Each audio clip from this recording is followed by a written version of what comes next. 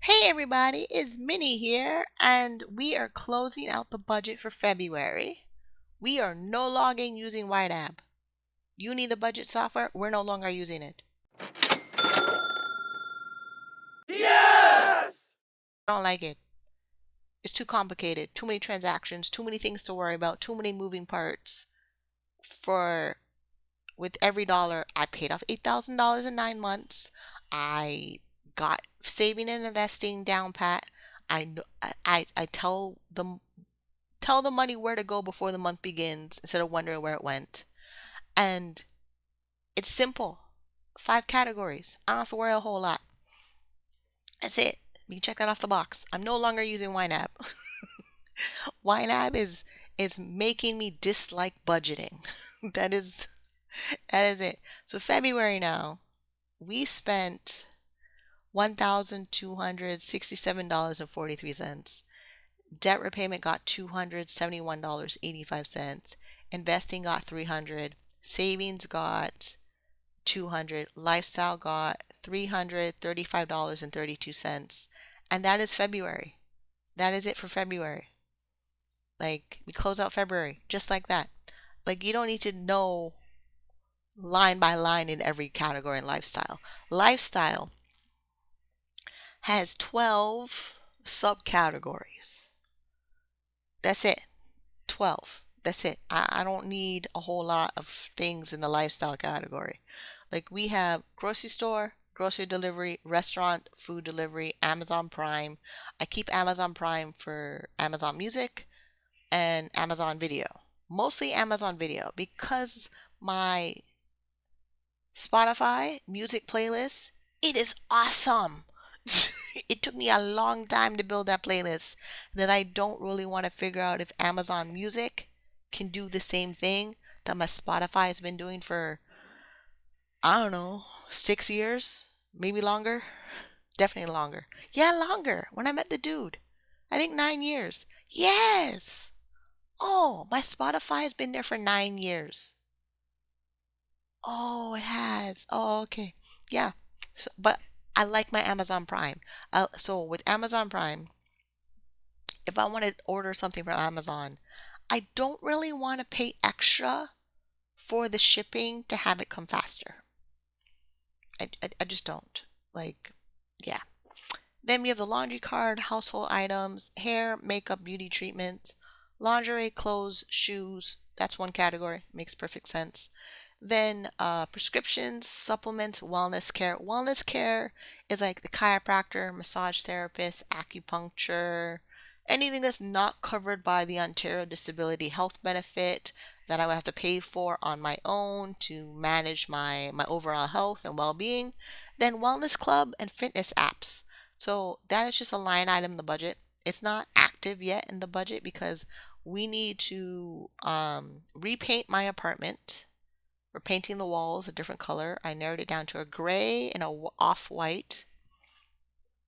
And then once the walls are painted, we build furniture in the living room. I say build furniture in the living room, but if you buy from IKEA, you are building furniture. So, yeah. Um, and then once the furniture is in the living room, I can determine how much home gym exercise equipment I can fit in the space of my living room. Like I'm looking for the spin bike, I'm looking for the Max Trainer stepper elliptical machine. Looks real nice because you get high interval workout for 15 minutes with that machine, and I like it. Like I've seen a couple of videos with it, and it'll fit perfectly in the living room, and that's it. And a rower. I really think I can get a good workout on the rower, and some weight training. That's it. So, and then I may join a gym. The only reason I join a gym is so that I'm outside, I'm around other people. In the event I'm single, I'm gonna have to be out there and meet people and hopefully find myself a husband and all those jazzes. Yeah. Then streaming, Netflix, Spotify, Audible. I put that in one lump sum category. And you know what? Amazon Prime. So delivery, fast delivery, and the video. So I know why I'm keeping it. So notes what. Then transportation. Transportation used to be like a whole separate category in my budget. Transportation now is one line in the budget. Rideshare, taxis, Presto card. I don't own a car, but if I do own a car, it's going to be a car that's $30,000 or less. Probably can get a car for like $10,000 maybe, and that's it. I don't go out that often. And if I do, it's a vacation or a business trip or somebody can drive and take me. That's it. So that's closing out February. We close out, oh, net worth in February. My bad. We close out February. Net worth. So here's the thing. I was tracking my net worth in Net Worth Share and I accidentally entered February numbers in January. I don't know why I said March. Entered February numbers into January. So it lost the tracking. It lost January and February. So, and then luckily there's whatever I entered in Net Worth Share, I also entered in the spreadsheet. So net worth now is $76,596. We are about 8% of the way to, is that a million? Yeah, we're 8% to a million. Because 76 is close, it's like 76 to 77% to 100,000 and then 8% to a million. We're doing good. Like we're doing really, really, really good.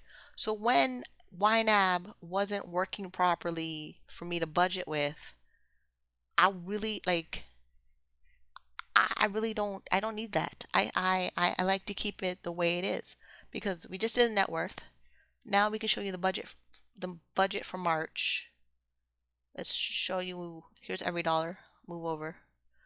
It's done. And the reason it's done, like for the budgeting for March, lifestyle gets $2,000 in the 12 categories I just went over. Guilt-free spending could also be my travel budget. I'm not really worried about that when I get and buying furniture. If I buy furniture and it goes in the budget, it's probably going to be in the lifestyle or household item category. Like just to fit it into a category. And then with the savings category with, I have current flat and condo. Oh, okay. We could spend out of that category for the apartment. And college savings. So like when I paid for the one semester of college, it just came out of the college savings account in the budget. I don't make a whole lot of categories in my budget. Some categories they're double. They're like a savings category and then a spending category out of the same category. So we're good. So $2,000 goes to savings. That 100 the buffer account. I need the buffer account about $500 sitting in there, which is before the emergency fund. Then we need $400, actually $369 to the emergency fund because there's $631 in the emergency fund right now. That's a 3 to 6 month emergency fund. The goal of that emergency fund is to get to $10,000 for 6 months. And based on I can live off of my disability income, which is $1,593 right now. And funny enough, the interest I get in the emergency fund high interest savings account is roughly the same amount that disability will increase every year, claiming that it's helping me with assistance. Yeah. So that's $2,000. So 400 emergency, 400 is in the Freedom Fund. So the Freedom Fund is the account I will use to bridge the gap of when I make too much money and I'm no longer on social assistance. Because my current living expenses are super low. Like housing costs, expenses is $1,369.31. And the reason that it's that number, there's $100 going into a month ahead account to pay my rent 1 month in advance. Then I need, I don't know, we'll go with $10,000, bridge the gap of being off of disability and living off of that account while I make more money. Because we want to make more money, we want to have more assets, and eventually if I have too many assets and too much income coming in, I'm no longer eligible for Ontario Disability Support Program, and I still need to, moving forward. I can't like part of this account is future planning so that I don't go backwards on social assistance. And it's like escaping poverty is not just, oh, make more money. Like you need to set a foundation that you're not going back to um, desperate financial habits, is the best way to describe it. Then investing, that's $5,000 a month. And the reason is when we started the financial journey, I had no savings whatsoever. I had a lot of debt, no savings, on disability. Disability, when I got on disability, if you made money, they automatically cut your check by 50%.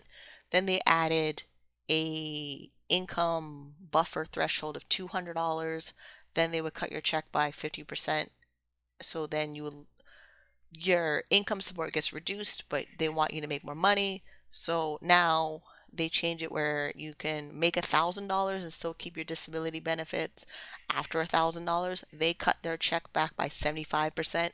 So as they increase their income threshold, they increase cutting back their income support faster, so you get off disability faster. Hence the reason why I have all these savings accounts, mainly to bridge the gap of working and transitioning off of disability social assistance. We get debt repayment. So we have 3 credit cards right now that have a balance that I'm working towards paying off. If we're back to following the Dave Ramsey baby steps, so we need to get to $1,000 emergency fund. Does this show it? No, why not? Oh, there. Wait, is that it? No. Oh, it explains what this wasn't here before. Yeah, this wasn't here before. That's funny. Oh, it's probably here. Okay. So, not here either. Okay. It used to have it. How do funds work? It used to have, but it's not. Okay, it's fine. Yeah, so, okay, what do we do? I showed you the budget for March. And then, oh yeah, next thing is savings tracker and investment goals. Can't move me in the corner. I'm stuck here. Okay, so the government sent me the letter of entitlement for my registered disability savings plan. They said if I deposit $5,000, they will match my contributions to $10,500. We're catching up on the previous 10 years of disability savings bonds and grants before I turn 49. It is super, super important I keep this going while I do the other things in the budget. The reason being is this right here. Wait, no. This becomes a 210% match. We do not pause investing to pay off debt and lose out on government money for my retirement when we had zero money for retirement. And the government said if I don't put it in, I lose whatever it is. So if I put in $5,000, I get all of it. If I put less than $5,000, I don't get my $10,500. Then there's no catch up forward. We're catching up now. We catch up until I turn 49. I'm 39 this year. So the next 10 years is just catching up on the account. Then I'm eligible for the disability tax credit until 2025. So 2026 is sending in my documentation for the disability tax credit so that they know my disability is permanent, indefinite. It's not going nowhere. It might actually get worse. I don't want it to get worse, but it could get worse. And like the government is just gonna have to support it. That is just what we're dealing with. Um, and it's weird. Like I could be off of Ontario Disability Support Program and still be eligible for the disability tax credit and the disability savings plan because it's two levels of government making them. Ontario Disability Support Program is for the province, and then the disability tax credit is for the entire country. It's a federal tax credit. It's a federal program. It's a federal rules of eligibility. It's two people, left hand and right hand, don't know what each other is doing, and I have to make sure I'm eligible for everything I'm eligible for, and that's what's happening. And what's really great about my journey that I really appreciate I'm glad I stuck with it is I put in $15,725 in my registered disability savings plan. I know. It's fantastic. I did the thing by myself. Well, no, mom and dad helped a little, and grandma. So my birthday money for February, 100 went in to disability savings plan, which was mom's, and 100 went in disability savings plan, which was dad's. Grandma's was groceries or credit cards. So I kind of dispersed. I plan which gift money I get into the budget. Same thing if someone bought me a coffee on the page. Like supporting the channel helps me show up, but it also helps me stay on track. Like when someone buys me a coffee, that supports the channel. That keeps the show running that I can show up and be accountable to everybody and myself. Myself first. Y'all are just entertainment watching the thing. But it's nice. Like the whole thing.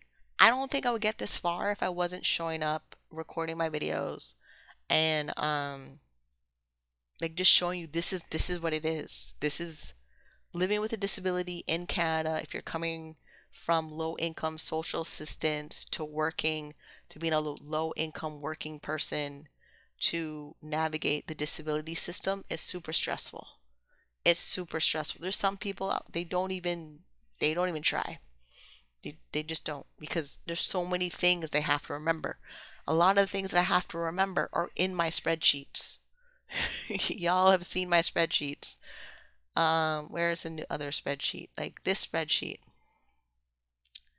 the disability income earned calculator for self-employment. I had to make this so that one, I can stay accountable to making money in my business, but also I know exactly where I'm headed next.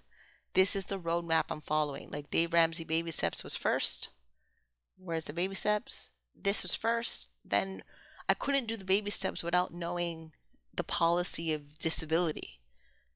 Like just part of the process because what I learned about people that are on disability and they want to work, they're very scared of losing their disability benefits. But I feel like some of them don't know what they're scared about. Like for me, I was scared about losing health benefits. But then I learned from reading the policy, let me zoom in a little bit. I learned from reading the policy there is extended health benefits, transitional health benefits, and I got a quote from a private health insurance plan for 200 and 188 plus 75. What is that? $263 a month would be my private health insurance that covers all the health and dental benefits that the government doesn't cover.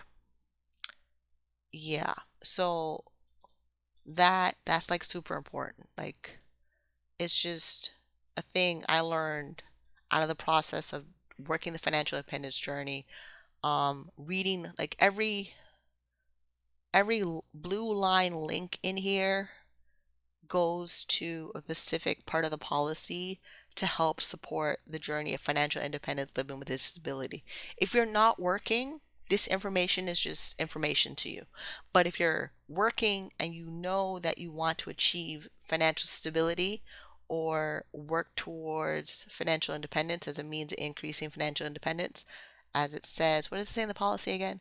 Intent of the policy to support self-employment as a means of increasing financial independence. If you have a means to increase your financial independence, and you're on Ontario Disability Support Program, you need to know the policy. You do. You need to know where the landmines are. You need to know where the dragon is in the corner of the quest. Um, yeah, there's a troll on the bridge. Here's a toll. Pay the toll. This is it. Like, you can cross the bridge. You can reach your happy ending. I'm watching Once Upon a Time. I don't know how I went to a fairy tale. Okay, I get how I went to a fairy tale. So for some people might think this is a fairy tale, but this is very much my reality. Like, very much. The way that they're everything that people are scared about on disability has a solution. I used to like, annoyingly, I used to believe people that claim to help social assistance, and they would give me bad advice. Oh my God, I freaking hated those people. Then I go read the policy and I got super upset because they were giving me wrong information, or they were giving information based on the old rules of the policy, and they didn't update their information. So they kept giving advice based on old information in the policy, which keeps you stuck. Like, the government fully, if you go read the policy of disability, it's designed to separate who can work and who cannot work. It's designed that way.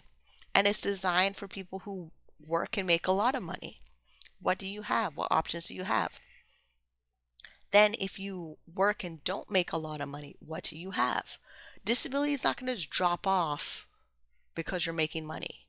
They changed the rules as of February 1st, 2023, which is 10 years before the other rule. The rule before was if you earn $200, you keep your disability benefits, and anything above $200 with 50%, they would cut back your check. Now, you can earn $1,000, keep your disability benefits. Anything above $1,000, your disability check is reduced. You know it's going to happen. This is the point of the budget. Oh my gosh. If you know something is going to happen, you have the time to plan your reaction to it. That is what the budget does. That's also why I got really upset with YNAB not working, because I needed the budget to work in the way that I know it works. Yeah, that's what I got. So, if you've been watching this video, give me a thumbs up. Let me know you're here, you're watching, you're following the journey. Because I am definitely on a journey of increasing financial independence with a disability. And I don't know how else to teach it to people or educate people about it, but they're like, yeah, the government needs to support people with a disability who are unable to work. But they also don't want to. And they don't want to in the way they made the social assistance programs. They're making you choose. They're making you choose, live off of almost nothing, 50% below the poverty line, or go out there and make your own income and figure it out yourself. Because there's people who have a disability who earn an income and take care of their disability, and they're relatively happy. But I know there's a batch of the population who have a disability, they're unable to work, and they're miserable. Here's the thing about getting out of poverty. You have to work. You have to increase your income. The policy says that. Over and over again, it says that. Or like over and over, like every link here in some way, somehow says it. So yeah, we're good. We're doing good. I appreciate the process. I'm learning a lot about myself. I'm learning that I can actually, you know, think for myself, do for myself, have for myself. And it's okay. You can do those things. See you on the next one. Smooches. Bye.